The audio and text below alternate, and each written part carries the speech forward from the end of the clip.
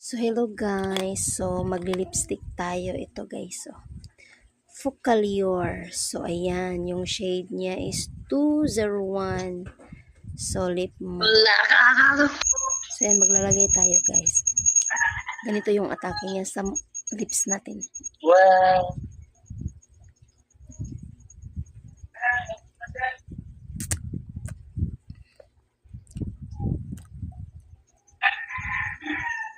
Yan. Ganyan siya guys. Oh.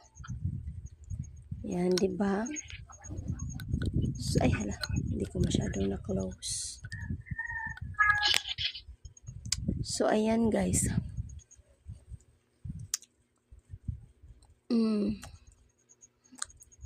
Diba lip matte siya. So, ang ganda.